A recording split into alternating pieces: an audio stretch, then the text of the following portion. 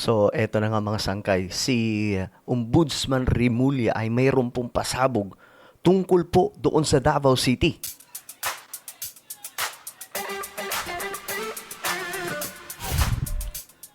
Yo guys, what's up? This is me. We are back dito sa ating YouTube channel. Kamusta po kayo mga kababayan? At ito, pag-usapan po natin ngayon mga sangkay, itong matinding pasabog ni Ombudsman Rimulya. Kasi nga po, meron po siyang isiniwalat mga sangkay tungkol po doon sa Davao. And para lamang po mga sangkay alam ng lahat, no? Tayo po ay neutral na nagdi-discuss when it comes to this. Mga sangkay, gusto po natin na walang halong pamumulitika at walang halong kumbaga pagkiling mga sangkay. So, alamin po natin ano ba itong pasabog ni Rimulya. Tingnan po natin. Anyway, bago tayo magpatuloy guys, isubscribe niyo po itong ating YouTube channel para lagi po kayong updated sa bawat komentaryo po natin, mga vlog po natin.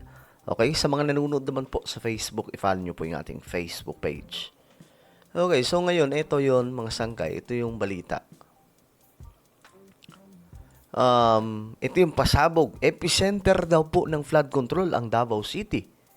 Ang tanong dyan mga sangkay, totoo ba ito? Iniimbestigahan ng Ombudsman kung may bahid ng korupsyon ang mga flood control project sa Davao City bago ang panahon ng Administrasyong Marcos.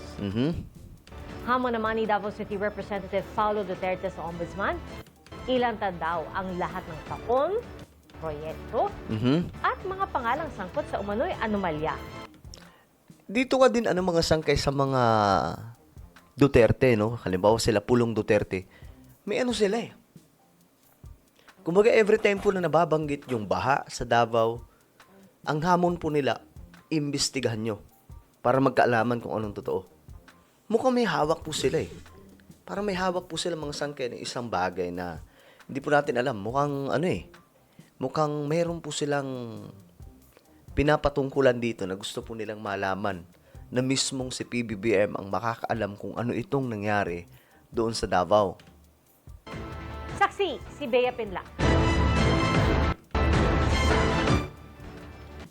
Ang epicenter po ng flood control bago dumating ang Marcos administration ay Davao City. Epicenter ng flood control noon. Ganyan inilarawan ni Ombudsman Jesus Crispin Remulla ang Davao City. Grabe yung epicenter. Alam niyo ba pag sinabing epicenter, ibig sabihin, yun po yung sentro. Parang halimbawa, meron pong pagyanig. Saan bang epicenter ng pagyanig? Doon sa ganitong lugar. Ibig sabihin, doon yung pinakamalakas.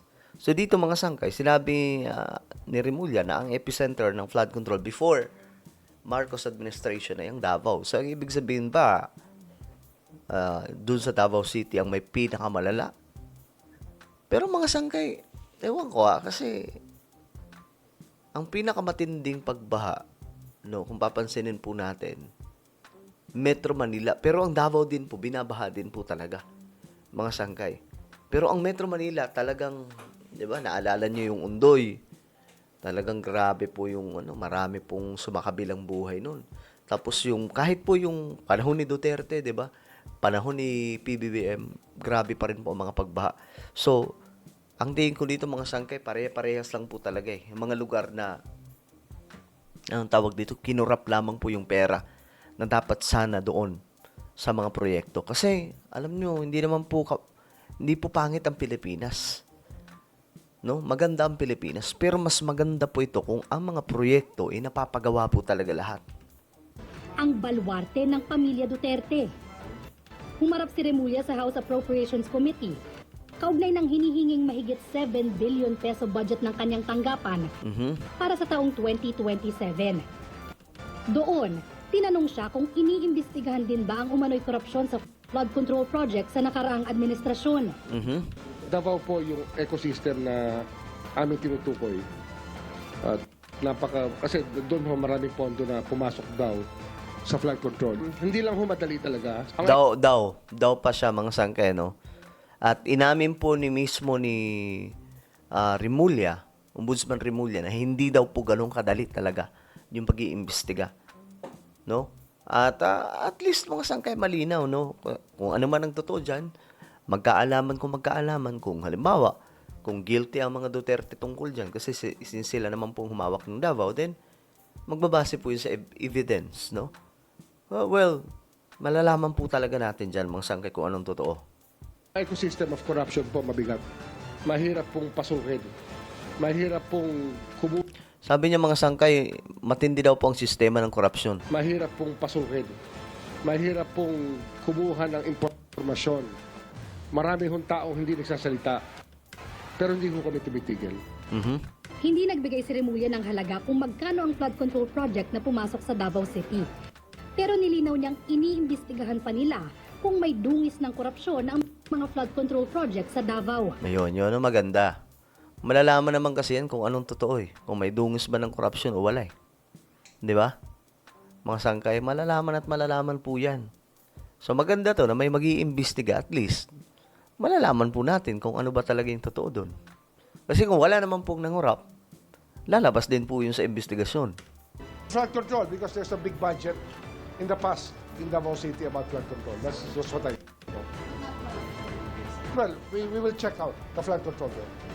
Hinihingi namin ang reaksyon ni Vice President Sara Duterte na nakaupong mayor ng Davao City bago pumasok ang Marcos administration. Sa isa namang pahayag, hinamon ng kanyang kapatid si Remulla na ipakita ang kumpletong record sa tinutukoy nito na epicenter ng flood control ang Davao City. Ayun, ang maganda dyan, mga sangkay, no? Ayan, naghahamon po talaga si Paulo Duterte every time po. Halimbawa na lamang po nung pumunta sila Vince Dizon doon, di ba? Nung may nakita sila Vince Dizon doon na mga kung ano-ano, na mga matitindi nga po na mga flood control na hindi maayos, di umano yung pagpapagawa. At saka yung iba mga sangkay, hindi daw po talaga tinapos. Ang hamon po ni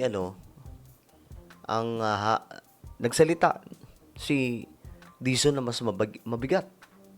Pero hinamon din po yun ni Paulo Duterte na tama lang na magalit ka. Alamin mo kung anong totoo tungkol dyan. 'Di ba?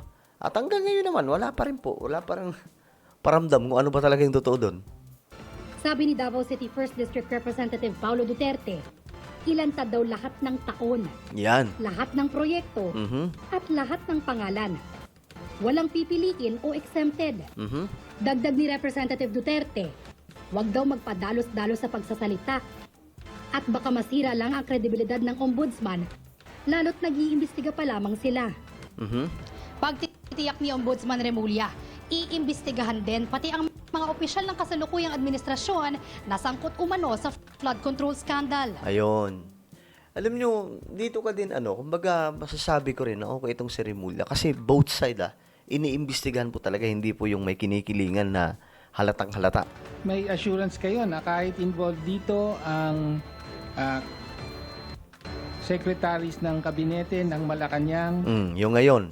at kahit ang Pangulo mismo, at kahit tumuro doon sa Pangulo ay kasama yan sa iimbestigahan nyo. Kasama si PBBM to. Tama po ba? Po, lahat po yan ay base sa ebidensya. Wala ho tayo sisinuhin dito. Ganda ng tanong, ganda ng sagot. To. Lahat po yan magbabase sa ebidensya at wala tayong sisinuhin dyan. Well, mga sangkay, ako naman umaasa no, na mailalabas kung anong totoo. Pagdating naman po sa Davao City, again, ebidensya po ang magkakaanuhan dyan. Kasi yung sinasabi ng mga Duterte, wala na pong maipatayo mga flood control kasi pinabayaan daw sila. Wala na nga daw pong project eh. Hindi na daw po sila makahingi ng project kasi syempre, daw sila, kalaban po sila. So yun po ang paliwanag nila. Well, ano po ang inyong opinion mga sangkay sa pasabog ni Remulla tungkol sa Davao City? Comment down below.